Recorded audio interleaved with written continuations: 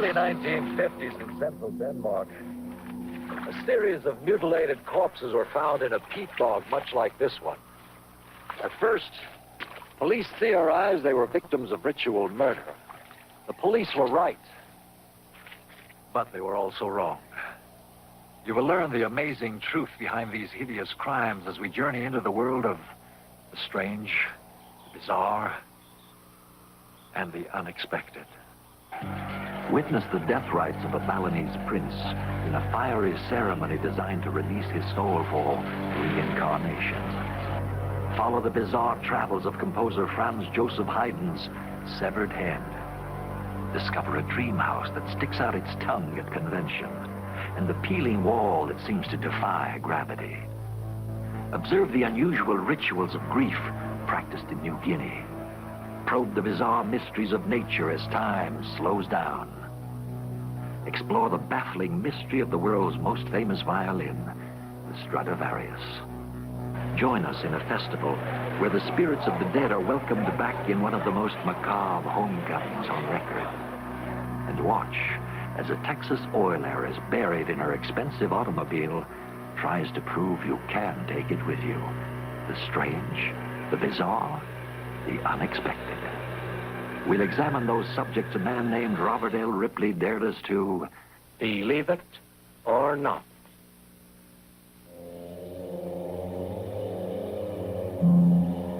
For centuries, the remote marshlands of Denmark have provided a rich harvest of inexpensive peat fuel.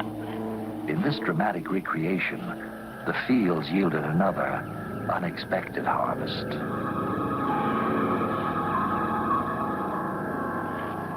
Stunned workmen were convinced they had uncovered a grisly murder.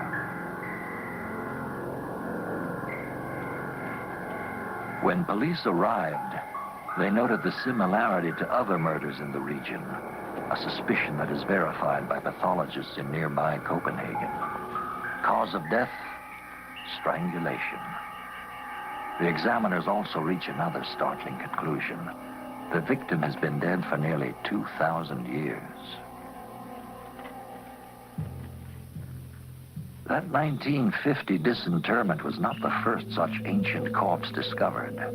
Hundreds of bodies like this have turned up in bogs all over Scandinavia. This is the Gravelet man. The lack of oxygen in the dense vegetation kept him from decomposing, his skin preserved by tannic acid in the bogs where he may once have walked, and where his throat was cut from ear to ear.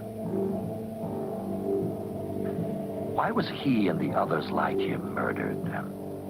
The answer may lie here, in these engravings of an early ritual. Anthropologists theorized that human sacrifice to ancient gods was the price paid for good fortune, for the tribe, not for the victim. Represented graphically on a silver cauldron recovered from another Danish bog, the blood ritual claimed victims that remained hidden for centuries.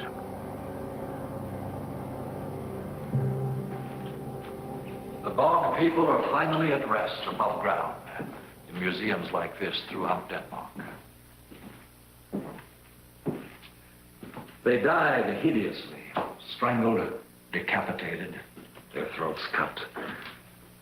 Ironically, those who killed them have disappeared from the face of the earth, while the remains of their victims have survived as mute testimony to the violence of those times. Like the Tolland man. The head is preserved here in the Silkeborg Museum in Denmark, just 6 miles from where the victim died 2,000 years ago. Believe it or not.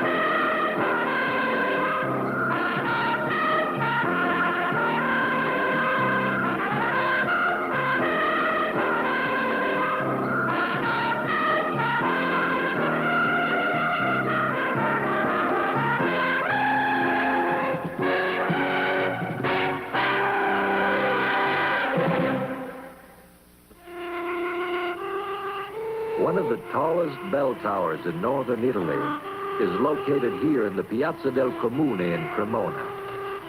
It is a superb example of 11th century architecture.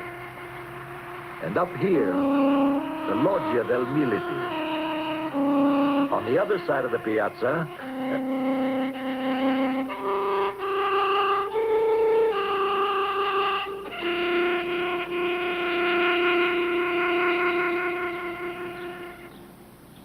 oh, grazie.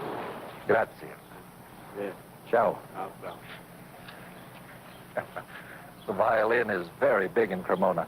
You might say the violin is Cremona, or vice versa.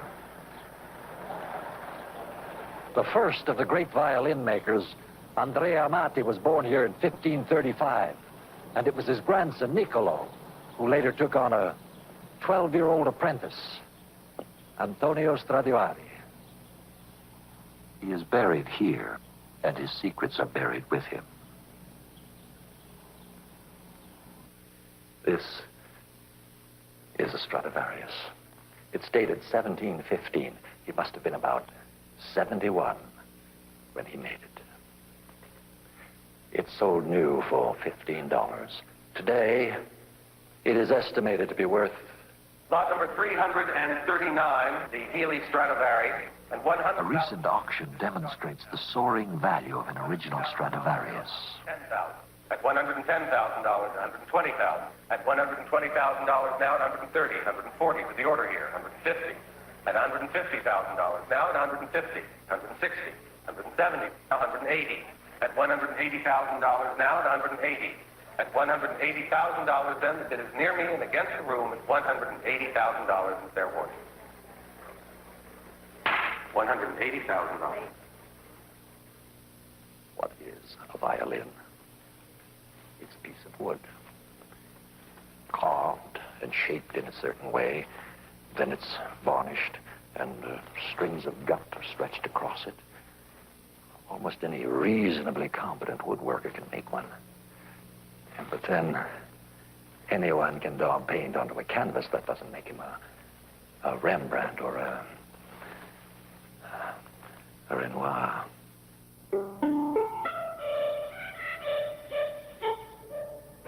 For 150 years, the streets of Cremona were the home of such master violin makers as the Amati family, Carolo Bergonzi, Reggieri, Del Gesù, and Antonio Stradivari. The sound of the Stradivarius violin has never been duplicated or explained. He used a variety of simple tools to create an extraordinary instrument. He even left behind some of the templates he used to shape his violins. Yet careful analysis of his designs had yet to divulge the secret of Stradivari's achievement. Perhaps the secret is here, in the Lombardy wood he used. He selected spruce for the top, maple for the back. Each piece has its particular tone. But the Stradivari's secret is not necessarily in the wood. The varnish he used has been analyzed. No special ingredients were found in it, or in the resin used to seal the wood. Varnish fragments have been subjected to the tools of modern technology, but infrared studies have failed to reveal the secret of the master's magic. Perhaps it will remain a secret forever. The Stradivarius magic is impenetrable to science, but it is obvious to the ear. Concertmaster James Getzoff.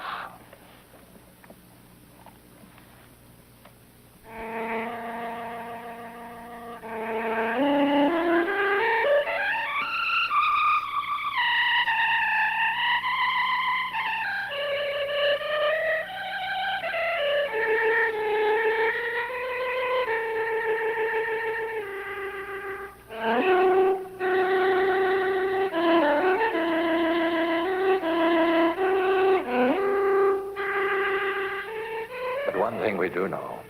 Violin makers will never stop trying to duplicate the master. They've been trying for 250 years, and they haven't succeeded yet. The secret of the Stradivarius lies buried with the old man here in Cremona. Exactly what he did, how he did it, we'll probably never know.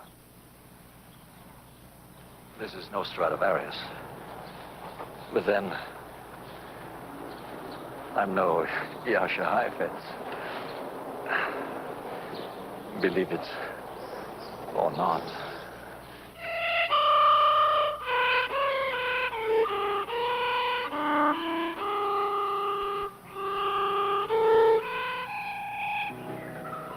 London's Royal Albert Hall attracts music lovers from around the globe. Today, believe it or not, they have come to hear the world's worst orchestra.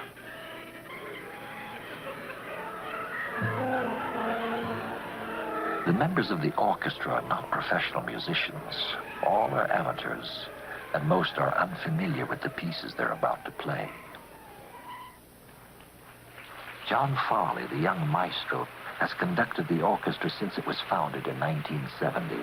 He is a carpenter by trade and can't read a note of music. Many of the performers share Farley's blatant lack of musical talent.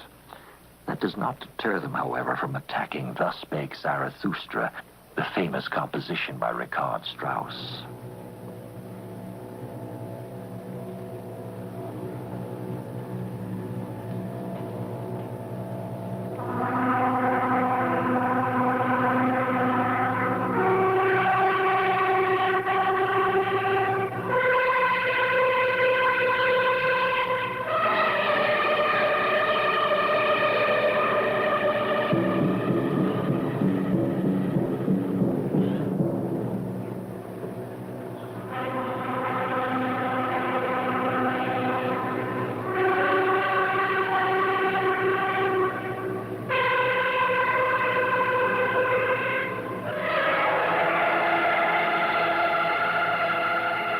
The souls of former conductors may cringe, but conductor John Farley does not waver.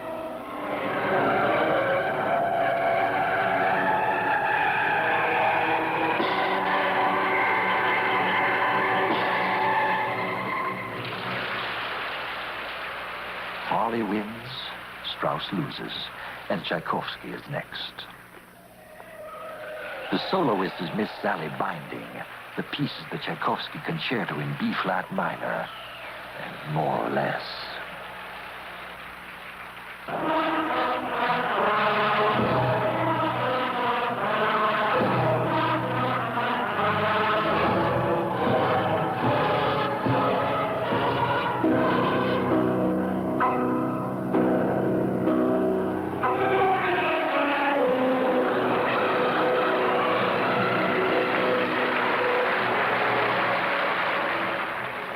Incredibly, Tchaikovsky survives the performance and provides the finale with his rousing 1812 overture.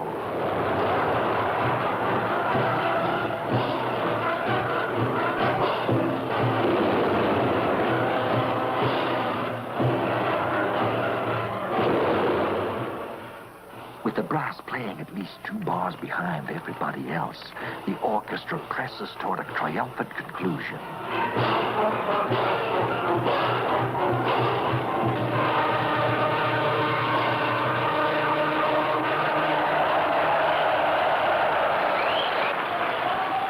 For John Farley and his fellow musicians, the performance is over, but not their symphonic career.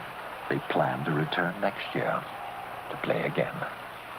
Believe it or not.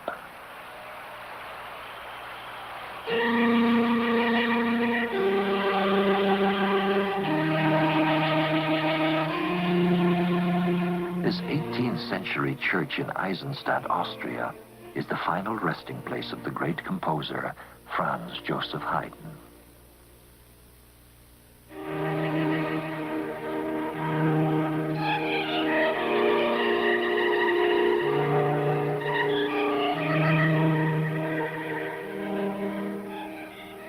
That's from the 7 Words of the Savior by Haydn. lovely, isn't it? The dignified world of classical music occasionally strikes a bizarre note.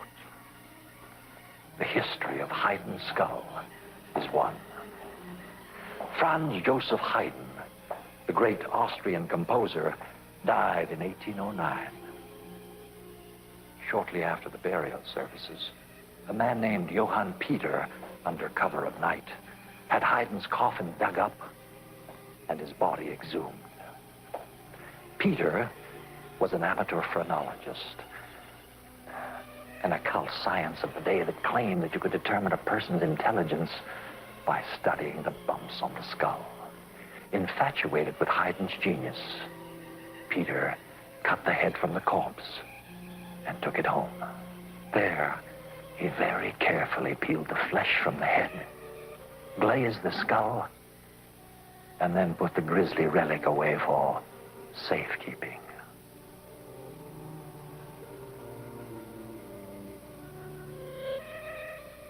Haydn's head somehow passed into the custody of a certain Herr Rosenbaum, whose wife proudly displayed it in a glass case during her famed music recitals.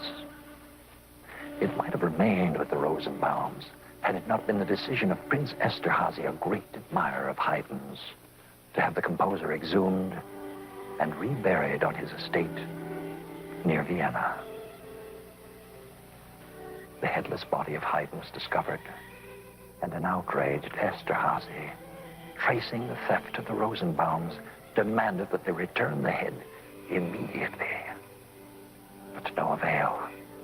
While the police ransacked the house searching for it, Frau Rosenbaum hid under the bed with the skull.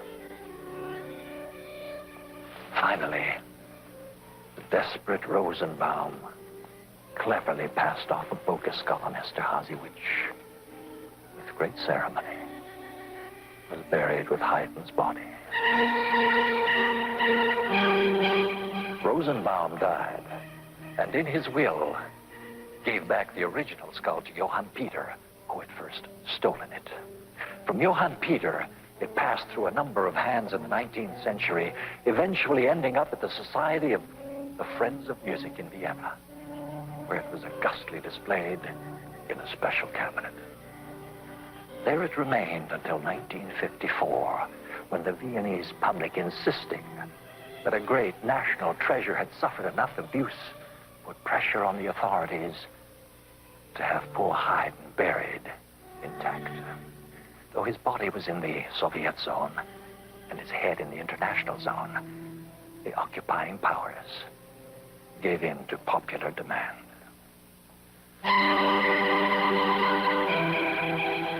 In the summer of 1954, here in Eisenstadt, in the third funeral service after his death, Franz Joseph Haydn and his head were finally and forever reunited. Believe it or not.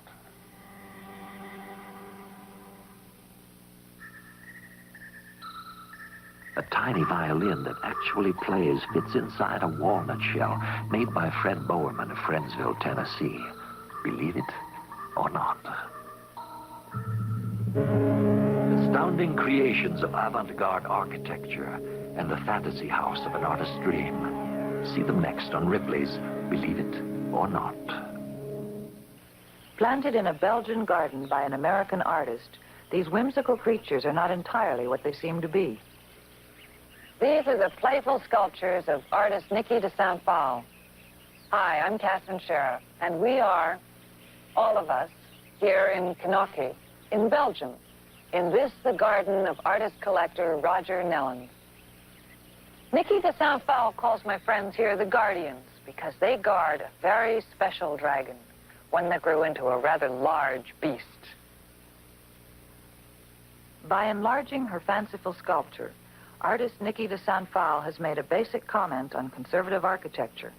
A home does not have to look like a traditional house, and many architects agree with her. This house of the Red Tongue was built for the children of its owner. The children have grown up and moved out now, but anyone is welcome. The house was intended to have no straight lines, only to be curved and soft and comforting. It's a place for play and imagination and dreams. A dream house with a long tale to explore.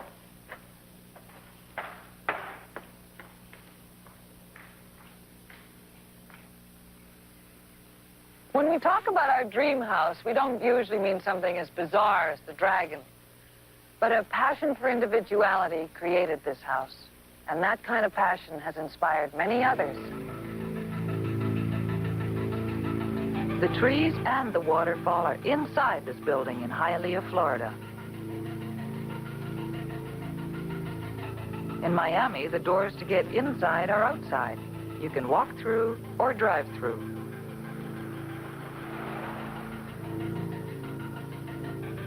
In Houston, passers-by may think this building is crumbling into ruin. It isn't.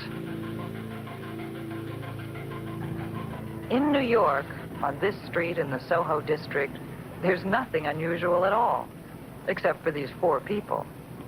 They're the principals in a most unusual architectural firm called SITE. Their spokesman is James Wines. Well, SITE started in 1969 as a kind of protest, really, against bland and indifferent public structures. The fundamental difference, I think, in what SITE is trying to do and what most architects seem to be about is that our buildings are really not about form, space, structure. They're really about ideas, or what it makes you think about. In that sense, it's like a film or a play. When you go to see an evening of theater, you take away nothing except an ambience, or something that it creates in your mind, a picture in your mind. The first project that we did was the Peeling building, which is really a renovation of an existing shopping center. And what we did was we really just simply took the front of the building and took the actual brick and peeled it off into space. This, of course, evoked quite a reaction because it inverted the meaning of the building. The building was no longer just a box. It was a box to which some phenomena was occurring. One evening, a man from out of state came in his car and pulled up in the front driveway and hopped out and ran up and beat on the door. And in all sincerity, he felt that the front was coming off this building. The ghost parking lot is in Hampton, Connecticut. The problem was really a troubleshooting situation. There was a section of the parking lot that no one occupied because it was too far from the shopping center. What do you do with 250 feet of asphalt? So we just inverted that idea and putting the cars under the paving. And we took actual automobiles, buried them partially under the paving, and then just asphalted right over, just rolled the parking lot right over them. I don't like it, some of them don't. The older people don't. They think it's very morbid. But the younger generation, they think it's great. The project has since become very much part of that community. In fact, now the community even wants to put a road sign on the main thruway to indicate that this is the home of the ghost parking lot. This tilted surprise was unveiled in Towson, Maryland in 1978. Creating extraordinary interest in the otherwise ordinary is one of the guiding principles of site architecture.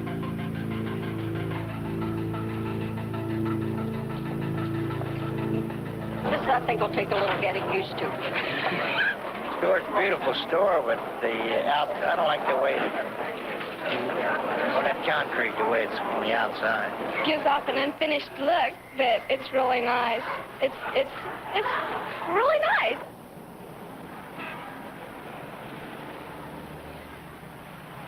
It's always been our idea to create simple images, very, very simple, reductive images, which are evocative, or they make you think about something.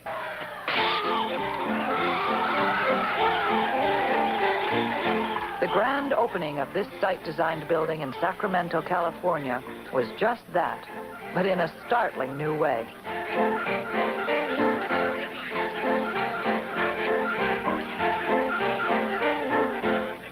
Resembling a gigantic jigsaw puzzle, the corner is both a freeform sculpture and a surprising new way to get in and get out.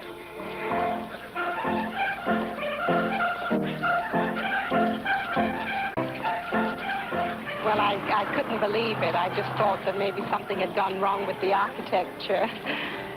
I think it's really neat. I was really surprised the first time I got here, and I looked over, and the thing was out, and I looked back over again. It was pushed in again.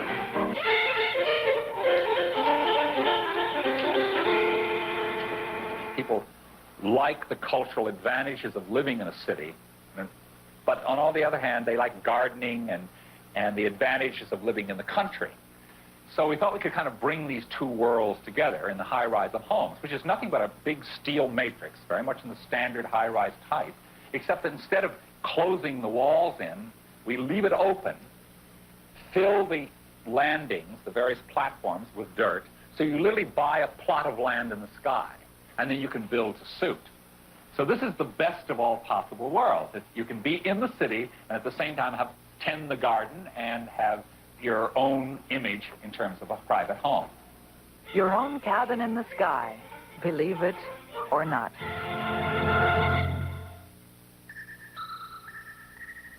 A house divided. A home built in Germany by two brothers who could not agree on its design. Believe it or not. A celebration of the Day of the Dead. The cremation of a prince. And a woman who elected to be buried in her sports car. Next on Ripley's Believe It or Not.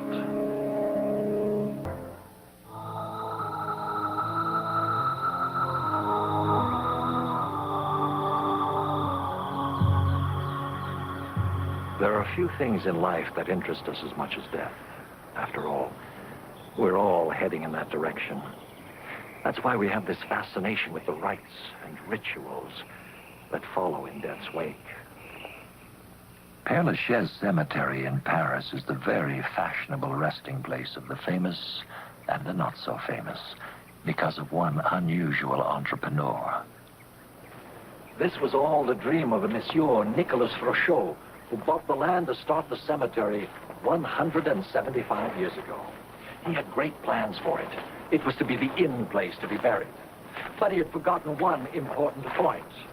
An in place only assumes that status when in people use it. And since he had no in people to start off with, dead or alive, business was very slow.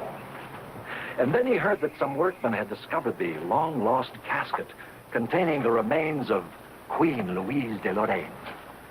He quickly arranged to have it transferred to his new cemetery, and business began to pick up. It became fashionable to lie beside a queen, even one as unimportant as Louise de Lorraine. Soon, new clients were dying to get in. The list is endless. The famous and the infamous, the in and the not-so-in, all lie here, somewhere in this 280 acres. Pianist and composer Frédéric Chopin rests comfortably near the unusual memorial to a man who was eaten by a lion. The crypt of controversial dancer Isadora Duncan pales beside the inventive mementos of lesser-known figures. Music hall singer Edith Piaf. French novelists Honoré de Balzac and Marcel Proust share equal billing with the divine Sarah, actress Sarah Bernhardt. And English writer Oscar Wilde remains in self-imposed exile. The simplest, yet perhaps the most bizarre of the tombs is that of rock musician Jim Morrison, defaced by the graffiti of his fans. As for the enterprising Monsieur Frochot, as an indication of how successful this whole thing turned out, he was able to sell a single plot to the man from whom he had originally bought the land for 272 times what he had paid for the entire cemetery. Death is a thriving business, believe it or not.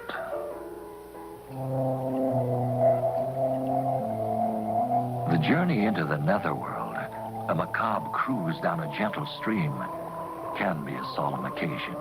These ghostly figures in a mockery of death are participants in a bizarre ceremony called El Día de los Muertos, the Day of the Dead.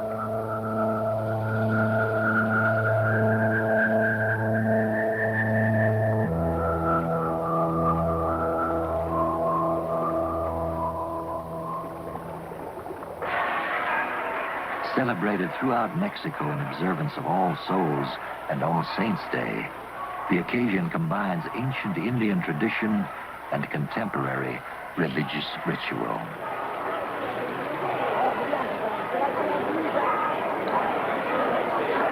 Once a year, the dead are invited to return for a brief visit with friends and relatives. It is that belief that motivates a carnival atmosphere, an attempt not to frighten the spirits away, but to make them welcome.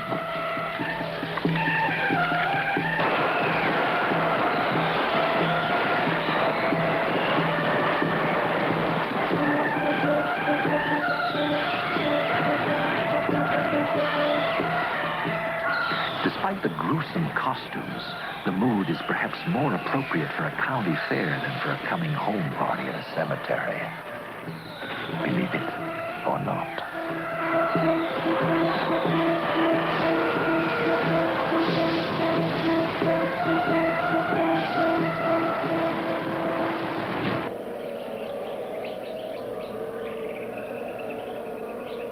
In New Guinea, the universal pain of loss is shared by an entire tribe.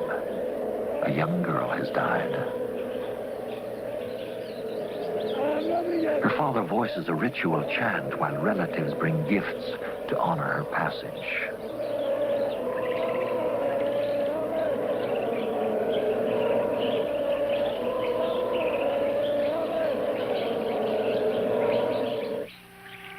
To honor the death of a chief, however, a more elaborate ritual is enacted. Covered in gray river clay, the chieftain's wife and other female relatives display their grief by wearing beads made from the seeds of a plant known as Job's tears.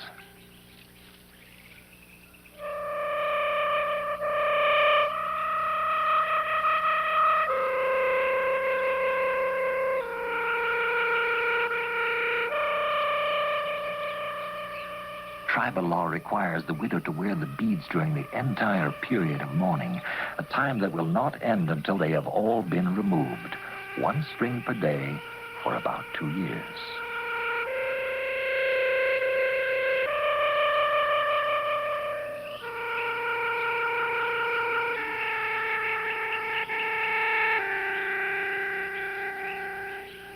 A ritual burden. The beads are to be worn for all ceremonial occasions. In daily life, however, she is free to wear only a token few. The weight of the symbols of her sorrow are almost 50 pounds. Believe it or not.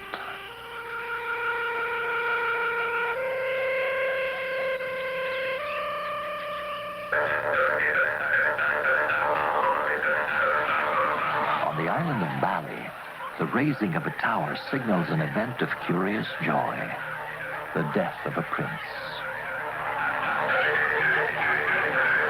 A symbolic conveyance, the tower is used to transport the body of the prince to the site selected for the royal cremation.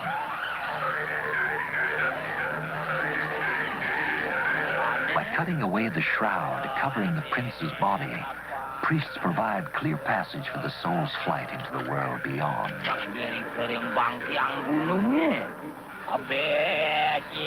To further assist the prince on his journey, the faithful gather to provide a final service. It begins at the sound of the kul-kul drum.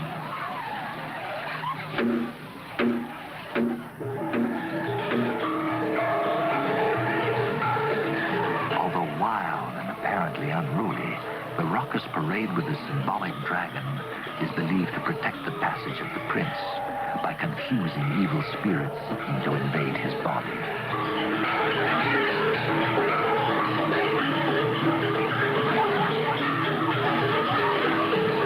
A ceremonial bull will be the prince's funeral pyre.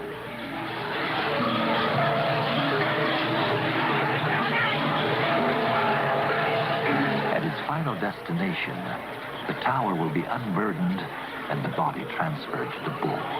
It will be the last time the people will see their prince.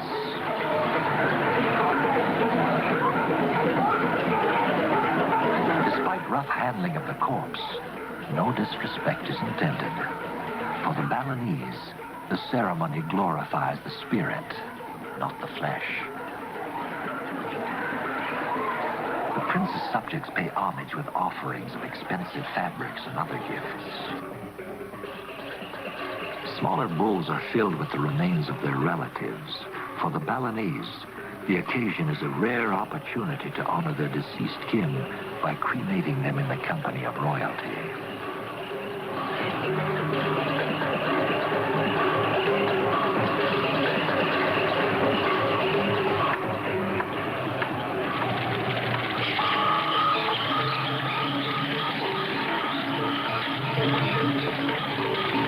In ritual flames, the spirits soar.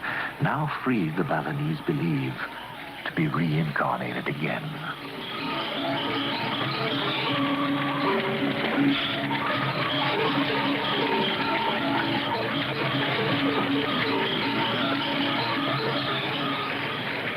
From these ashes, the spirits will return as people or as a new form of life.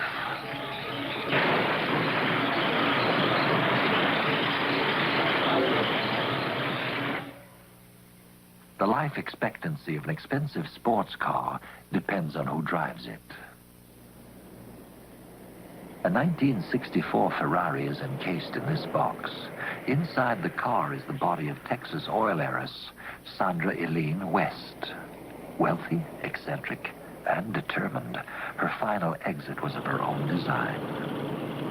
Her will specified all the details of her burial, and her attorney was there to answer any questions. In other words, you have verified that the body is indeed in the car, and the car is in the box. That is correct. And the box is sealed. That is correct. Inside the car, inside the box, Miss West is wearing her best lace nightgown. For some spectators, a philosophical comment is irresistible. Well, I think they said we came here with nothing, and we were going to leave with nothing, but she's going to leave with hers. Got to take it with us. Taking it with her. Sealed under concrete in the car she adored, Sandra West illustrates that the rites of death are an individual affair. Believe it or not. A poet's tomb in a living tree. Hans van Tummel was buried inside a tree, and it grew to totally enclose his body. Believe it or not.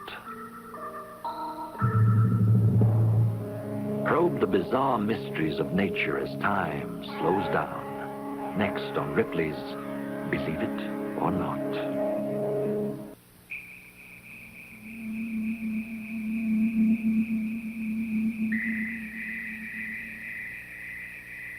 Did you know a wet dog twists its body in two ways at once? Its splatter becomes a thundering rainstorm for nearby plants and insects. We see it all because the camera can capture what we otherwise could not see.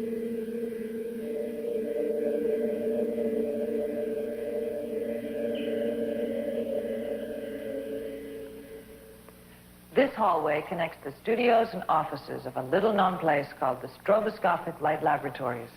The people who work here call it Strobe Alley. I'm about to be subjected to an interesting experiment. That's why I'm wearing black. I'm about to prove conclusively that the hand, as well as just about everything else, is quicker than the eye. The truth is, we rarely see what's going on before our eyes. Some things move too slowly, or they're too small, or too large, or happen too quickly. In a nutshell, that's why Dr. Harold Edgerton developed the stroboscope, a photographic technique that permits him and us to see things we could never see before.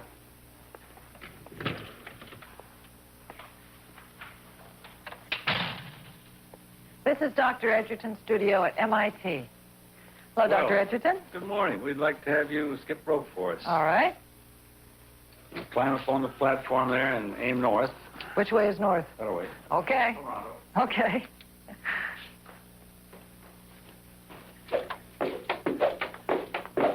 perfect. Hold it now. Let's get some film in there. Called Papa Flash, Edgerton began his pioneering experiments in stroboscopic photography over 50 years ago. The technique relies on brief but incredibly bright flashes of pulsating light. And start going.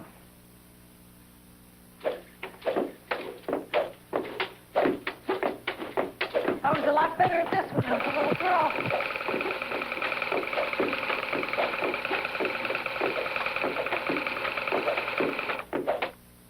Look out.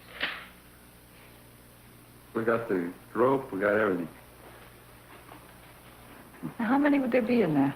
Well, it's running 120 a second, and what, it got a quarter of a second? Quarter of a second. So we should have 30 pictures in there. The same stroboscopic technique captured the detailed grandeur of this moment.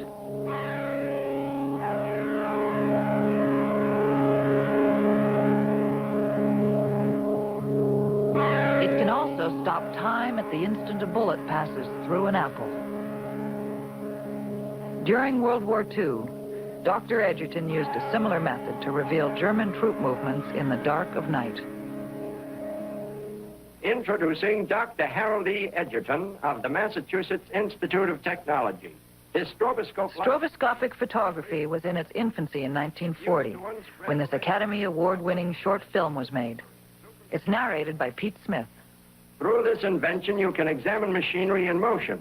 Here, a common electric fan is used in a simple demonstration that even I can understand. In case you're still skeptical, we'll drop an egg. Fresh, I hope. Yes? No. That egg smashed in the blink of an eye, but let's drop another and see what really happened. It bounces from blade to blade before it breaks. Interesting?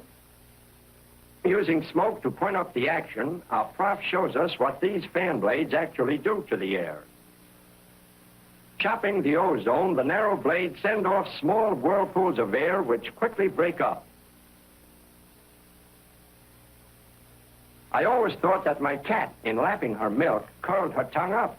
But now it's revealed that she curls her tongue down. See? In other words, she brings the milk up on the underside of her tongue. Now, see how smart you get when you go to the movie? In conclusion, we go to the dentist for our final super speed pictures. Most of you have heard, and perhaps have even felt, that cute little drill. Oh, but have you ever seen it in use? In ultra slow motion? No? Well...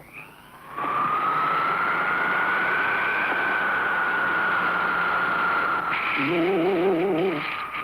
Wow, there it goes. Gosh, what's he drilling for? Oil?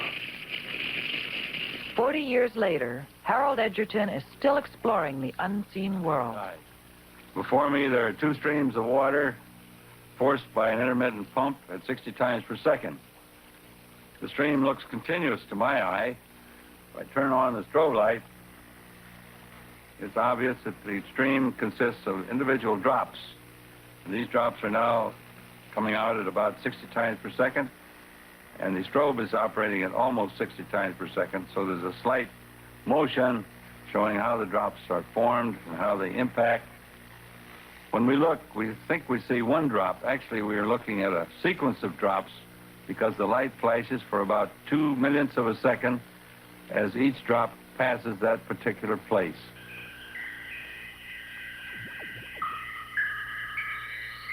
Where Edgerton has led, others have followed in the pursuit of ultra slow motion photography.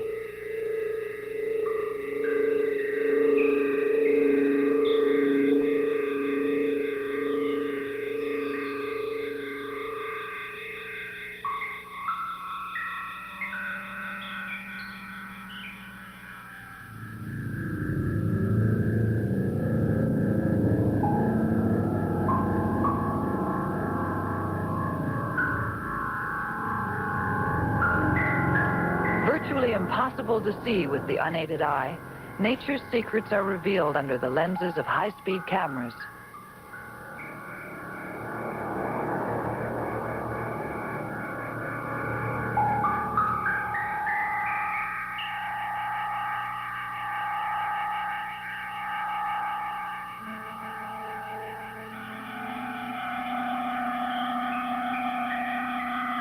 Until now, such miraculous moments as this went unseen.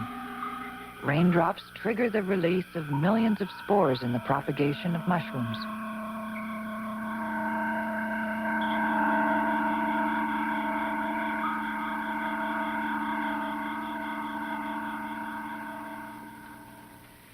In another context entirely, Shakespeare had Macbeth say, "Out, out, brief candle." But how long is brief? And what exactly is out? Watch.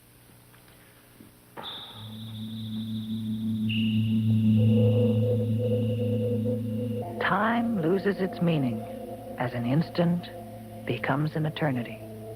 Believe it or not. More of Ripley's Believe It or Not in a moment.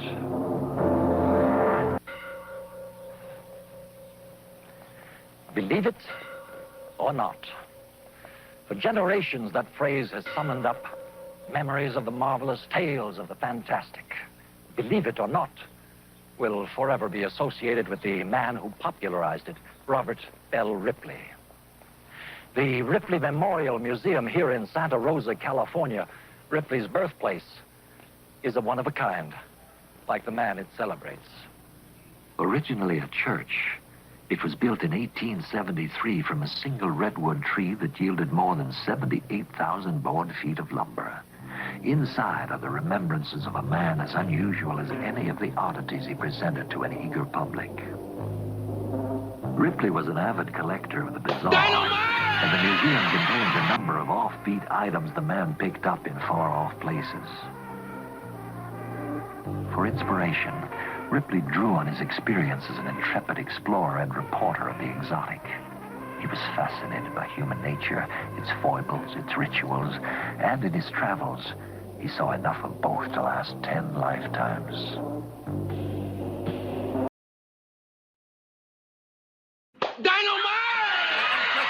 Peoples, believe it or not, Bob Ripley. And greetings, everybody, and welcome to the program. On the stage here, we have assembled a group of believe it or not people. As you can see, this gentleman, he's able to blow up a balloon with his eyes. Now, if you watch closely, you can see him do it. You can see perfectly. He's absolutely normal in every other respect. Mr. Adlon, he's one of the most essential oddities of all times. He doesn't use a razor, he uses a blowtorch. Now, just try this on your 5 o'clock shadow. Now, this is actually a torch with a temperature of almost 1,000 degrees. He has a... In 1939, Broadway raised the curtain on a new kind of showstopper. A unique museum that brought the newspaper feature, Believe It or Not, to shocking three-dimensional life. The most fantastic man that you've ever seen in all your life right here in this auditorium. The auditorium, as it was called, was the latest incarnation of the popular multimedia brand that for 2 decades had mesmerized the nation with an encyclopedic pageant of one-of-a-kind wonders, arcane trivia, and homespun Americana. Now you can just imagine somebody reading this stuff in their daily paper and their mind is blown. The cartoon introduced Americans to a paper hanger with one arm, the fakirs of India, piano-playing dogs, and a ham seller named Sam Heller. It was almost as if you were to take this enormous confetti of data and put it into a food processor and push high until it blew up and splattered all over the page. And then you wrote, Believe It or Not, by Ripley. The feature was the brainchild of Robert Ripley, a shy, buck-toothed sports cartoonist who traveled to the ends of the earth, collecting curiosities for his eager audiences. Human beings have an appetite for the strange, for the odd, the unusual, the grotesque, the fantastic. And I think he intuitively understood that. Tonight brought broadcast of a holy man from India as he actually walked barefoot over red-hot coals of fire. Ripley was constantly searching.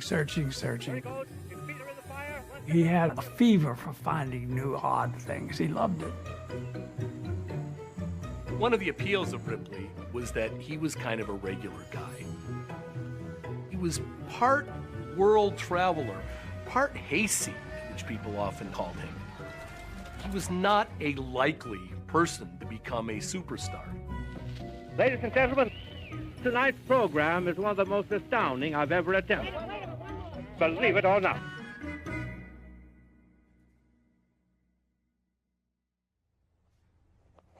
One evening in the winter of 1918, the sports cartoonist at the New York Globe hit a creative wall. His editors were waiting for him to turn in a sketch for the next day's paper, but 28-year-old Robert Ripley was out of ideas. December of 1918, typically a slow time for a sports cartoonist like Ripley. There weren't a whole lot of games going on. So he often had to scramble during the winter periods to come up with something for the newspaper, to come up with a cartoon. Desperate for inspiration, he pulled out a scrapbook of clippings he had been saving of peculiar athletic feats. He collected articles and notes to himself and all these ideas in order to use those during the winter lull. So he starts sifting through to find a few odd sports feats to cobble together into this one cartoon. Ripley assembled a collage of material and called it Champs and Chumps. It is a series of 11 little drawings. No big central drawing, they're all minor items. It looks like he just scribbled it together. It's kind of a last-minute haphazard, okay, I gotta turn in something. Years later, he would say that this was his first Believe It or Not cartoon. But that night, Ripley was simply relieved to make his deadline. He didn't do another one for 10 months. And when he finally did another one, at least he did make some progress. He called it Believe It or Not. But from then on, he might produce a Believe It or Not every few months. He did not recognize it as his ticket to fame by any means. In the early 1920s, Ripley's quirky, sports-themed Believe It or Nots appeared only sporadically, filling in the gaps between his more conventional sports coverage. He wrote articles to accompany his cartoons and quickly garnered a reputation as a good read. If you really appreciate art and literature combined, touted the paper, you can't afford to miss Ripley. About 10 years into Ripley's career at the Globe, something happens that's a turning point for him in his life and his career. He's sent on this adventure around the world. The ocean liner Laconia was embarking on a luxury cruise that would circle the Earth. Ripley's editors booked the cartoonist's passage on the ship and instructed him to sketch and write about what he saw during the 4-month voyage. He had always wanted to travel, but he was stuck on a reporter's salary and didn't have really the means to do much traveling until this opportunity fell on his lap to finally see the world. Through his Ramble Round the World columns, Ripley took readers along for the ride of a lifetime. He goes to Hawaii first and then heads over to Asia. He's sending a dispatch home, a brief essay, and some cartoons every day. It was almost like the blogging of its time. It's his first trip to China, first trip to Japan, all life-changing experiences. Introduction to architecture, introduction to religions. It's just all new and exciting to him. But when he gets to India, he's absolutely overwhelmed by Hinduism. It's just as foreign as anything could possibly be to him. On the banks of the Ganges, he witnesses the burning ghats, where people burn corpses. Right alongside these burning corpses are holy men bathing themselves in the water. Elsewhere in town are other holy men who are doing, to Ripley's mind, strange things to themselves to prove their devotion to their God. Staring at the sun until they go blind. Holding their arms aloft for 20 years till their arms become fused in place.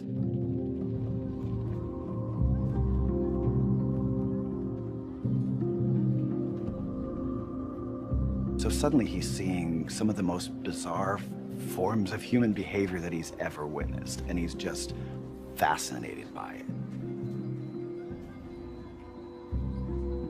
And he draws pictures of it. Ripley was transfixed by both the human and man-made extremes he saw. Awed by the Taj Mahal, he called it an unsurpassed monument of beauty and human devotion. He returned from India a changed man, which soon became evident in his work. More of his cartoons now begin featuring flashbacks to some of the things that he saw on that trip. They also begin to feature strange things that he is seeing or hearing about elsewhere. It was this progression from the extreme athletes that he once featured in his sports cartoons. They evolved into featuring the extremes in all areas.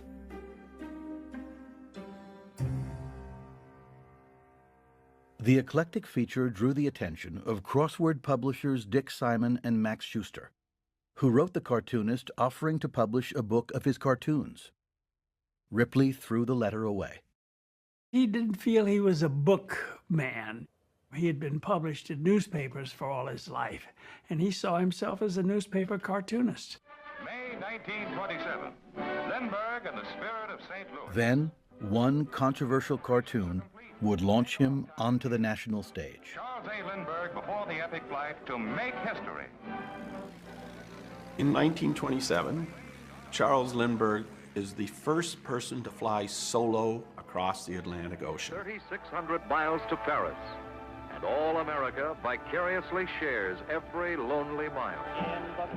It is big news. Worldwide, everybody knows the Lindbergh story. He's a national hero. There's a ticker tape parade on Broadway. Ripley put on a cartoon that Lindbergh was not the first man to fly the Atlantic. And it created a sensation. He got thousands of letters. What do you mean by saying such a stupid thing like that?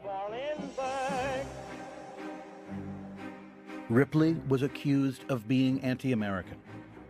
He let the furor and publicity around the Lindbergh cartoon build before offering proof. He showed there were a couple of aviators who flew it and two dirigibles that flew over with 30-some-odd people in each flight. And so as far as he was concerned, Lindbergh was the 67th man to fly the Atlantic. But the key word is solo. He was the first man to fly solo. He really took a concept and turned it on its head and turned it around and turned it inside out until he could give you a believe it or not fact that just blew your socks off. More shockers soon followed, and his reputation as a brash instigator grew. Meanwhile, Simon and Schuster continued to pursue the artist, and Ripley finally agreed to a book deal. The result was an instant bestseller. You can't imagine a success as stupendous as this. Every book review was just crazy for the book. They were flying off the shelves.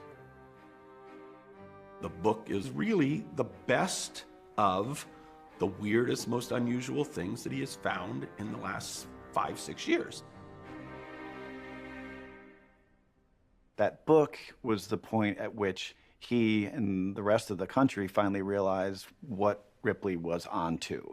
People wanted to be entertained in this way. They wanted their sense of reality to be challenged.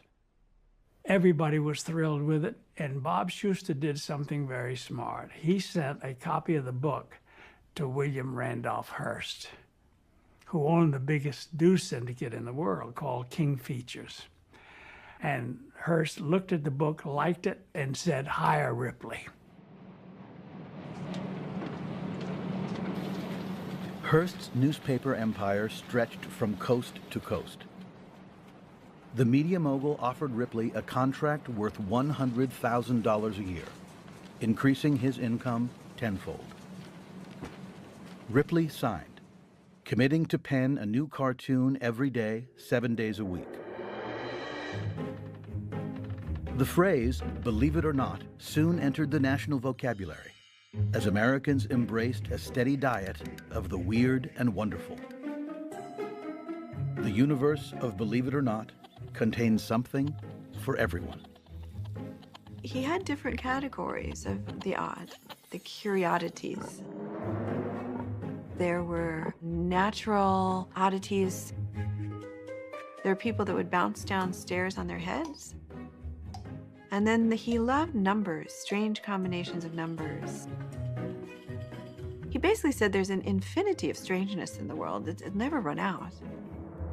It's inexhaustible, all the weirdness in the world. And I think he felt he was barely scratching the surface of it. When Hearst promoted the cartoon with a series of contests, inviting people to submit their own Believe It or Not stories, Ripley was inundated with letters. He's receiving up to 3,000 letters a day. Many of them don't even have his name on the outside. People are drawing puzzles, semaphore, anything to catch Ripley's eye. It becomes such an issue that the Postmaster General has to write an edict to say, my guys are not going to waste any more time delivering mail to Robert Ripley. Contest prizes included cars, trips, even airplanes. But for most, the real prize was the chance to be immortalized by the famous cartoonist. Being in the Ripley cartoon would possibly be the most important thing that ever happened to somebody. You know, this is their 15 minutes of fame. Ripley was never cynical or sarcastic. When he presented people doing odd things, it wasn't in a mocking tone, it was in an appreciative tone. I feel like Ripley's life work was ultimately a celebration of the underdog. And I think he viewed himself as an underdog. So I don't think the Ripley Believe It or Not brand that he created was just a brand. I think it was a complete reflection of who Ripley was. He was born Leroy Robert Ripley in 1890 in Santa Rosa, California, a dusty frontier town north of San Francisco. He was quite odd looking. He had a very severe set of buck teeth. He stammered, he stuttered. Ripley, in his youth, is shy, a bit of an outcast with a stutter and funny teeth. That, you know, he's not a handsome-looking guy. Roy, as he was known, was the eldest of 3 children. His father worked as a carpenter, and the family struggled to make ends meet. When he was growing up, his mother would sometimes make him clothes using the scraps of some of the laundry and sewing jobs that she took in.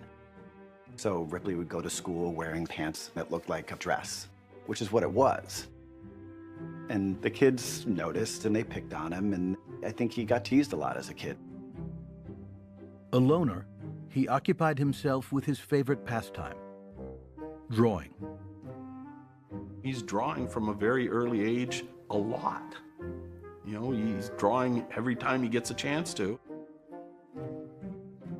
Since the family didn't have much money for something like art supplies, he used butcher paper with a chopping block as an easel. Anytime he had a free moment, he was doodling. As he grew older, Roy dreamed of turning his hobby into a professional career. Just like a kid who was interested in science might aspire to be an engineer because of Thomas Edison, a kid who had a little bit of ability to draw funny pictures would aspire to be a cartoonist. Those guys were famous. They made a lot of money. I mean, to draw funny pictures for a newspaper, what a great job. At age 17, he mailed a small sketch to a national magazine. To his delight, they published his submission and paid him $8. For Ripley to get a cartoon into Life magazine would have been just the most exciting thing that ever happened to him. You can imagine Ripley seeing that $8 check and saying, I've got a career. If I can sell one of these a week, I've got it made. When a family friend secured Ripley a job as a sports cartoonist in nearby San Francisco, he said goodbye to his family and left home to begin a career as a professional artist.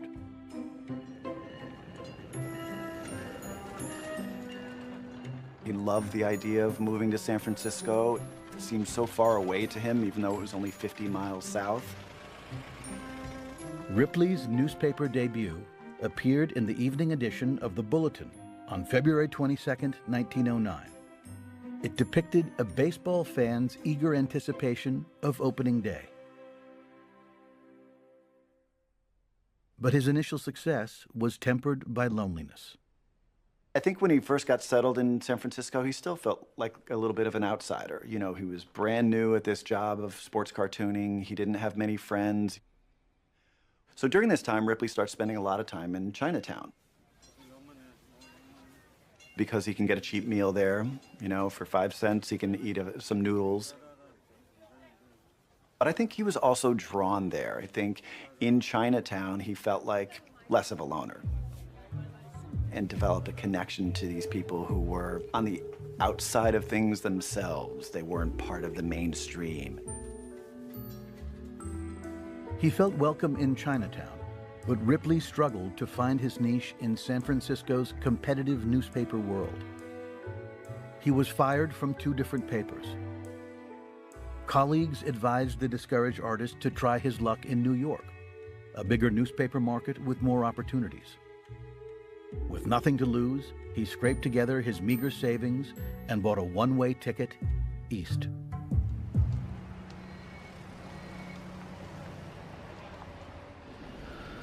The move paid off.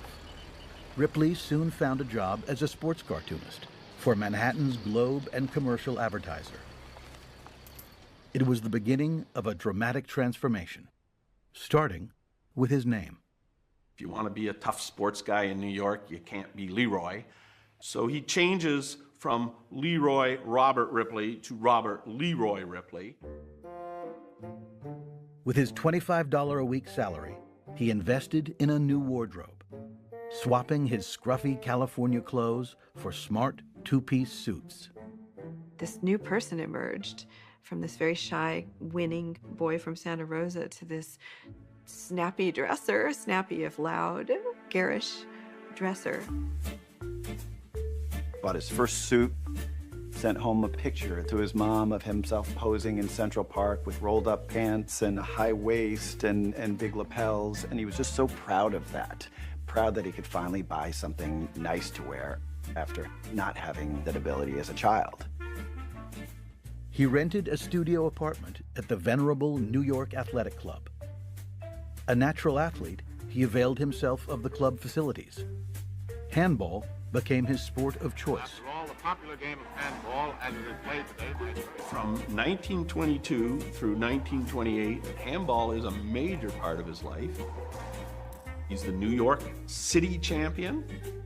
He becomes the national teams champion. I think that success on the handball court was important to him. It was a place where he could excel at something and feel good about himself, because he often felt bad about himself as it related to his strange looks and his buck teeth and his stutter. By 1929, Ripley had recast himself from a chump into a champ, a journey culminating in a best-selling book and his new partnership with William Randolph Hearst. With Hearst's financial backing, Ripley packed his bags and set off in search of bigger and better Believe It or Nots.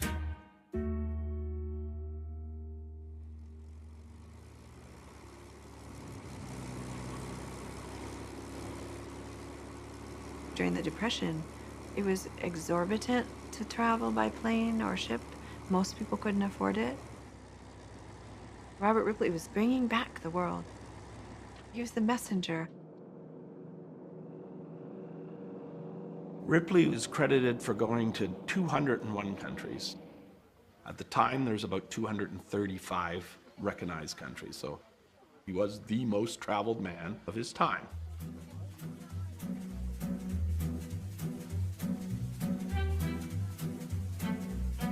Ripley's fact-finding expeditions took him from Afghanistan to Zanzibar, Fiji to Finland, Mombasa to Marrakesh. He bagged countries like a big game hunter, bringing back one-of-a-kind wonders to readers at home. He was your travel agent. He took you around the world by looking at his cartoons. And he gave you something that you could talk about at the dinner table, which was great because it made you an entertainer. I think the appeal to the Believe It or Not cartoon is curiosity mixed with education. Here's a guy that's traveling to places where I'm never going to get to, I can only dream of. At least I can learn about it through him.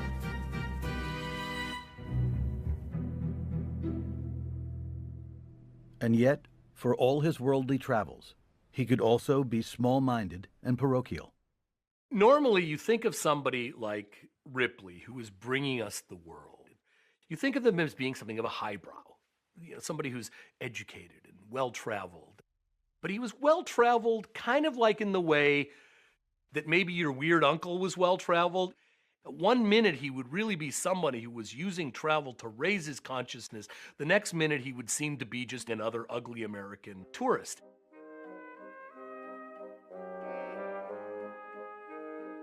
He refused to learn even a few phrases of the local language. He boasted that he would go to places and just speak English louder if people couldn't understand him.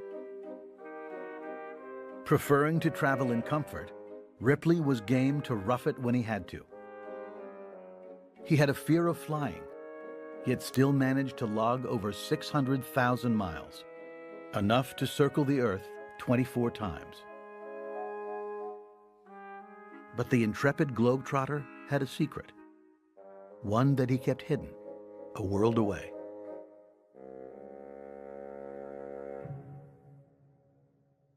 People always thought that there was a team of employees combing the globe looking for all these amazing and strange facts. But the truth was, it was just my grandfather sitting in the library 6 days a week, 10 hours a day, finding these items on the bookshelves. Ripley's travels were guided by an unseen hand, a polyglot researcher named Norbert Perlroth, who was directing his employer's adventures from an unlikely location, the New York Public Library. Through Mr. Perlroth, he had the whole world at his fingertips because he could go into any country, and there was Perlroth's research of 8 or 10 or 50, believe it or not, that he would go to and discover.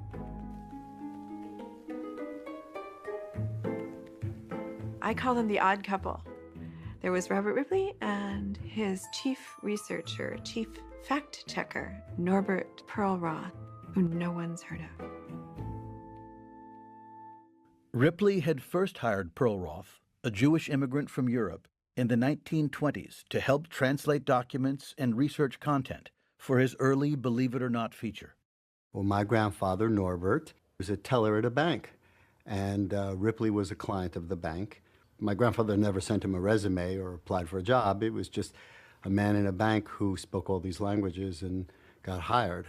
I think Norbert spoke 14 languages ultimately and read them and wrote them. I mean, it was a fantastic find for Ripley. In the quest for material, Perlroth ensconced himself in the reading room of the public library and scoured the stacks and shelves for Believe It or Not facts. My grandfather had a routine that was the routine of all routines. He took the train from Flatbush, Brooklyn, right to 6th Avenue and 42nd Street. He spent the entire day at the library, Then he took the subway back home, had dinner, and I assume he went to bed, and then he did it the next day. While Robert Ripley was hunting after the strange, the fantastic, the weird all over the world, Norbert was hunting through books. Norbert Perlroth was like one of Robert Ripley's own, believe it or not, characters. In fact, it was Perlroth who conceived of the infamous Lindbergh cartoon, one of many born of this fruitful collaboration. Ripley was careful, however, to keep Perlroth's existence quiet. At the end of the day, it was Ripley's, believe it or not. He never, to my knowledge, gave Perlroth any credit or any publicity. But he was the man behind the king. He seemed to be so immersed and so in love with his work that it really didn't matter if it was a Norbert Perlroth story. My grandfather had a true thirst for knowledge. That's really what it was.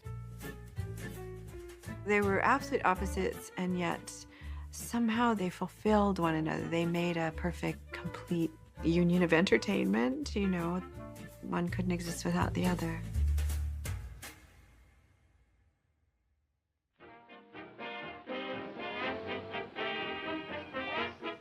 In 1930, Warner Brothers Studio produced a series of theatrical shorts featuring the world traveler and his odd facts. Mr. Ripley. Yes? I was just wondering if you would tell me how you came to draw your first Believe It or Not cartoon. About 8 years ago, on a certain day when I was drawing pictures for a New York paper, I couldn't think of anything to draw. Ripley comes across in the movies as awkward. He's not comfortable, very formal. Sent them to the engraver. And for no reason at all, I call them Believe It or Not.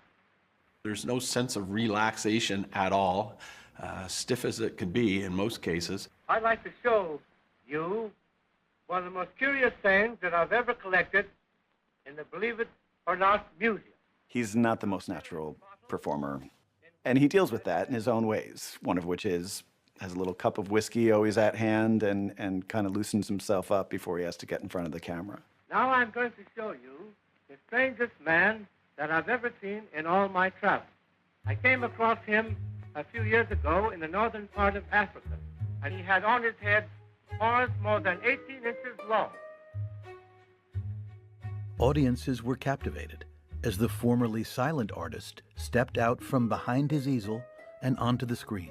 I couldn't bring him with me. A celebrity doesn't always have to be beautiful or handsome or incredibly charismatic in that with that kind of star power. He had a different kind of star power. They say this room is the clearinghouse for the strange information that you gather, Mr. Ripley. Yes, this is the Believe It or Not Hall of Curiosities. I've collected strange things from all over. I think they see this guy who's not Hollywood handsome, Robert L. Ripley starting another Believe It or Not expedition. but he's up there anyway, doing his best, making mistakes. And I think that's appealing. I think people appreciate it. Fran Blakes presents Believe It or Not. Building on his success in publishing and film, he set out to adapt his Believe It or Not brand for radio. And here's that notable nationwide nabob of non-stop, non-negatory, nerve-numbing neck and neck naturals. Believe it or not, Bob Ripley.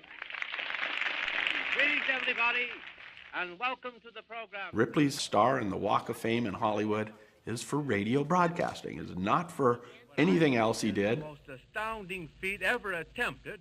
And the fundamental thing that makes it different from everybody else is on-location broadcasting. Greetings, everybody, and welcome to Grand Canyon.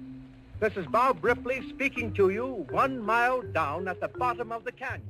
They broadcast from places that you're not supposed to be able to broadcast from. The bottom of the Grand Canyon. We broadcast from the bottom of Carlsbad Cavern. I am now standing in the largest room in all the world. This room is 1 mile long. Its ceiling is 30 stories high. Back then, that was a big, stinking deal. So his broadcasts themselves became, to some extent, believe it or not, sorts of things. This is Bob Ripley, and in just a moment, I hope to settle that age-old question, can a man and a man-eating shark get along peacefully together. Marineland, Florida was a famous show where Ripley broadcast actually from underwater. So I'm going down to the ocean bottom and attempt to feed the sharks. I mean, feed them with fish, I hope, instead of myself. Ripley suited up in this massive diver's suit, went underwater and mumbled a few words, actually got knocked on his butt by a shark. That was coming over here toward me. Yes, sir, what? Well, I don't like it a bit. Well, they're getting pretty hungry down here, Bob. I guess we better get out. Well, I'm going to get out of here. I don't like it a bit, I'll tell you that. People start talking about, did you listen to the Ripley show last night? With him, believe it or not. People tuned in every week to find out where he was. You know, that was a big part of the attraction. Not so much what he was going to talk about, as where is Ripley today? The makers of X-Lax present Strange as It Seems. Ripley's formula inspired dozens of copycats, on the airwaves and in print. Some of them were just blatant ripoffs. Others specialized. Nature, the Bible, stamps. But all of them were based purely on the Ripley model. Leave it or else. I bring you odd and interesting facts that Ripley said he felt besieged by imitators bringing you strange news and odd facts. and sued his most blatant mimics. That are hard to believe. But none of the impersonators were able to unseat Ripley as the king of curiosities. There was only one, believe it or not, and by the mid-1930s, its creator was a national celebrity. There was this poll that was done in 1936 where they asked thousands and thousands of kids who would they want to be when they grow up. And far and away, the kids said, I want to be Robert Ripley. I want to travel the world. I want to draw cartoons. He got more than the president, more than J. Edgar Hoover, more than Jack Dempsey or any baseball player. They wanted to be Robert Ripley. Even his imperfect smile was famous. When he finally had surgery to tame his unruly teeth, Ripley instructed the dentist not to straighten them all the way. By now, they had become his trademark. And in spite of his unconventional looks, he was popular with the ladies. He liked two things mainly. He loved liquor and he loved women.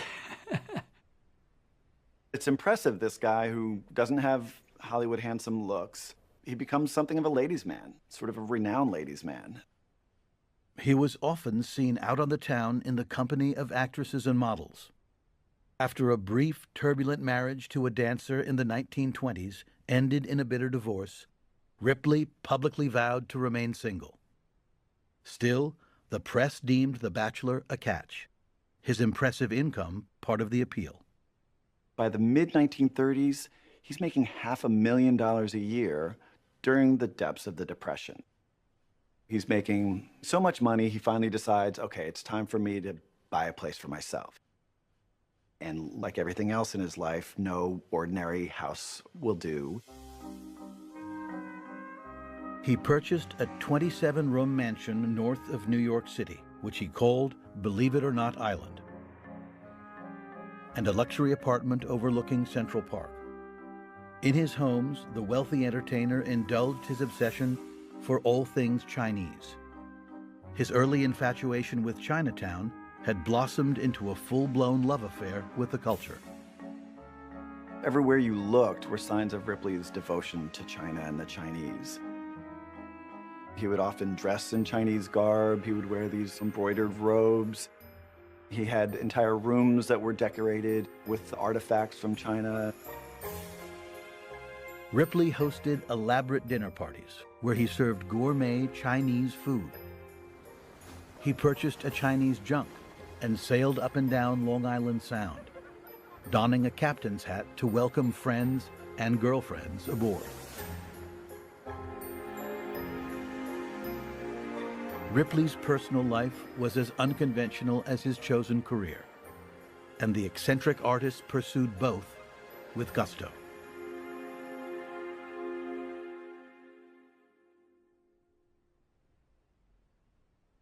Not satisfied to coast on his success, Ripley continued to explore new outlets for Believe It or Not. Whatever is the next best thing, I think he's always looking for it, searching for the next way that I can go one step further and expand this empire that I built, this universe of Ripley. In 1933, he opened the doors to an unusual museum at the Chicago World's Fair. He calls them auditoriums, ODD, because they are featuring the odd and the unusual, and that's what Ripley's at the core is all about. It was a traditional sort of museum. A little bit strange what some of the content might be, but it's displayed in glass cases with a path that you walk through and show cards that you read about and you learn something. And that's the front end. In the back was a unique slate of performers, the living incarnations of Ripley's cartoons. He says, you didn't believe it when I drew it, here it is. Seeing is believing. It's right in front of you now. It's bringing the circus sideshow into a legitimate theater museum situation that, okay, it's not so bad to gawk because you've paid money and you're sitting in a nice seat to do it. Some acts were so unsettling that visitors reportedly fainted.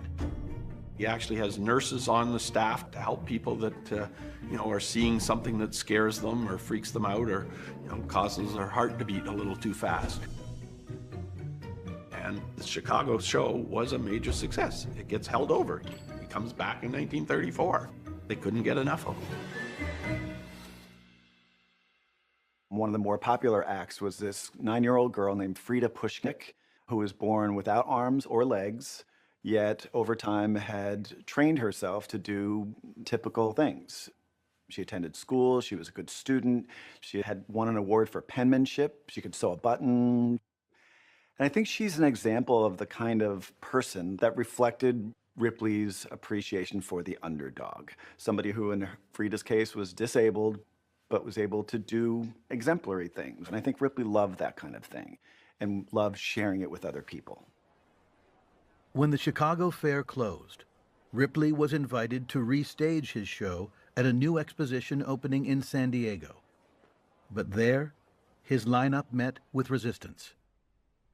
A California judge fined Ripley's company for including performers like Frida Pushnik, citing a state law prohibiting the exhibit of so-called deformed persons. Ripley himself refused to use the term freak to describe his cast members, and reportedly threatened to fire anyone on his staff who did. He preferred the term oddity. When pressed, however, he admitted that an oddity is a high-class freak.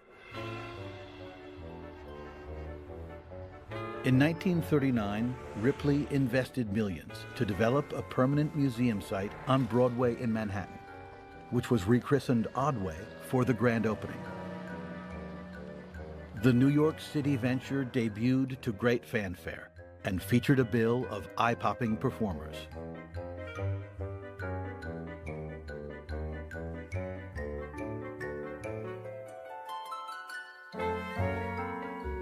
Ripley instinctively understood that human beings love to be shocked, but only temporarily, and then we want to go back to the safety and familiarity of life.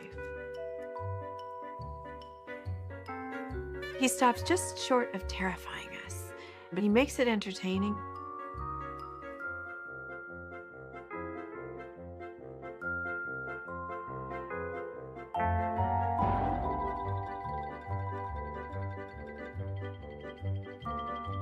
We know our daily lives where everything operates in a predictable kind of way and the people that we know behave all in the same kind of way. His idea was to say, you ain't seen nothing. This world is one freaky, bizarre sort of place, and we should embrace that, and we should love it.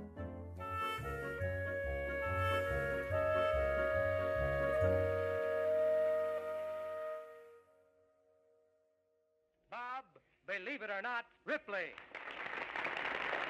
Thank you, and greetings, everyone.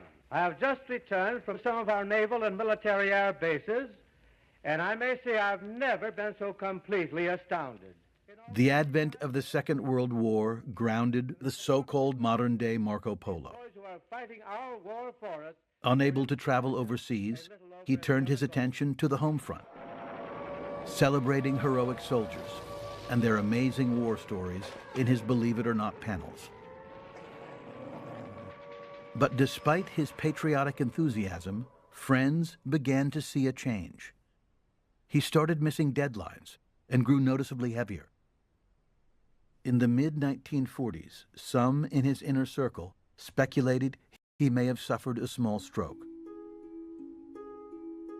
I think he probably ignored or pretended it wasn't happening, this slow decline in his health, hoping that he could just muscle through it. With the war's end, Ripley began planning a trip to the Far East. In the past, travel had been a panacea for him. Now, friends hoped another journey would rejuvenate the ailing artist. So after having not traveled for years, Ripley's obviously excited about another chance to go to the Orient, the countries that he loves the most. There may be some sense that this is our last fling. Let's do it all, because there may not be another time to come back to these countries. What he encountered was a world irrevocably altered by global war. From the start, it was clear that this journey would be unlike any he had taken before. En route to Asia, he offered a wreath for soldiers lost at sea. This is a very different trip for Ripley. It's the first time he's been overseas since World War II has ended. Basically, he sees the destruction of these lands that he loved so much. Arriving in China, he found the war-torn country almost unrecognizable. It has an effect on him that China is no longer the China I know. It's been bombed to death. Clearly, China is the love of his life, and by 48, it's a whole different place. This is Believe It or Not Ripley. I am now in Hiroshima, the spot where the atomic bomb exploded. In Japan, Ripley broadcast a show from Ground Zero, his Believe It or Not statistics capturing the horrors of war. In Hiroshima, 15,000 people vanished from the face of the earth. 47,000 were dead, 60,000 more died within 2 months of the blast, and 100,000 were injured. Of the city's It's been a long time since he's seen his favorite lands, and what he sees in these places has a pretty big impact on him. I mean, he's seeing some of the battlefields of World War II, and I think it breaks his heart. And so, little children, will you and all our listeners say with me, to thee, O Lord, we pray, that come what may, give us peace forever and a day.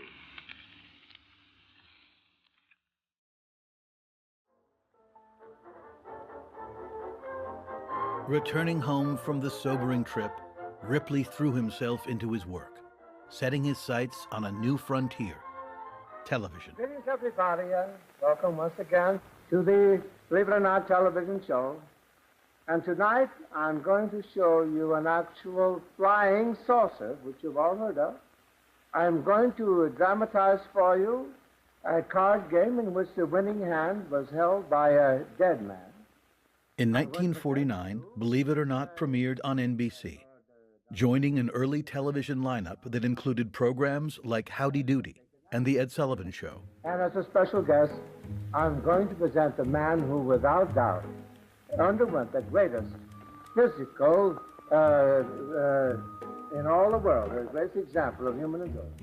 He's still not comfortable in front of the camera, needs his little glass of gin or whiskey to get him over the nerves that confront him. The event which I will sketch for you now is But he just forces himself to do it. He insists on finding a way to make Believe It or Not a television show.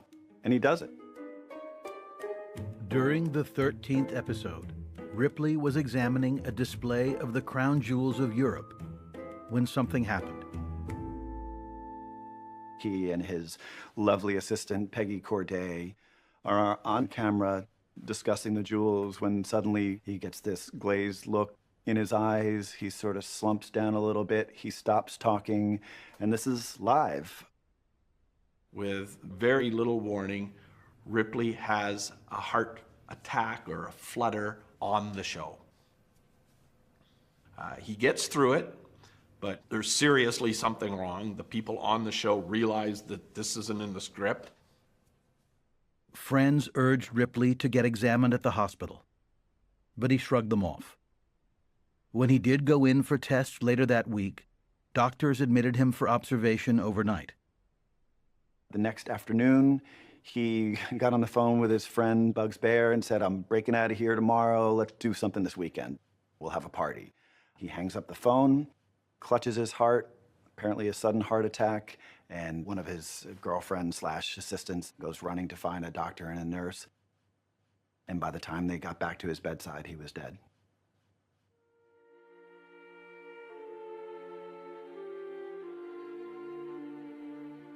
Hundreds attended Ripley's funeral, and crowds lined the street as his rose-covered coffin was carried from St. James Episcopal Church to Grand Central Station. It seemed fitting that Ripley's journey to his final resting place was a cross-country journey. His body was loaded onto a train and began this slow journey west back to where he came from. Robert Ripley's unbounded travels had finally come to an end. The world-famous cartoonist was laid to rest next to his parents in Santa Rosa's Odd Fellows Cemetery. Believe it or not. Many times, people have asked me, what is your strangest, believe it or not? Well, my answer is that I have never found the strangest, believe it or not, because the strangest thing hasn't happened yet. Each day I don't think it was an act. Ripley was curious about everything. He had this childlike sense of wonder. He believed this is an incredible place. This is an incredible world that we live in, and he wanted to share that with his readers.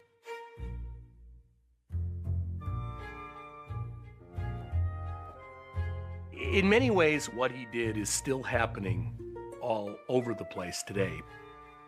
If you want to get into the soul of Robert Ripley, you simply log on, go to YouTube, knock yourself out. Because that's where the spirit of Believe It or Not lives today. I think one of the gifts that Robert Ripley brought to us still today is the idea that there is nothing ordinary if you look at it long enough.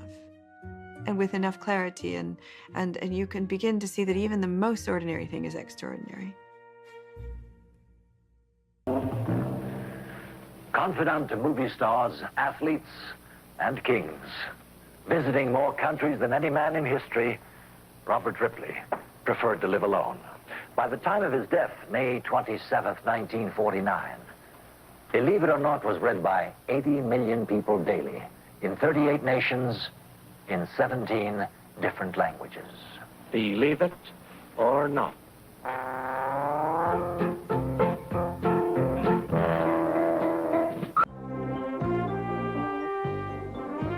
The mysteries of aliens, the magic of Houdini, the miracles of angels. Now the real stories and events are explained in a thrilling original series, Mysteries, Magic, and Miracles, hosted by Patrick McNee. Coming up next.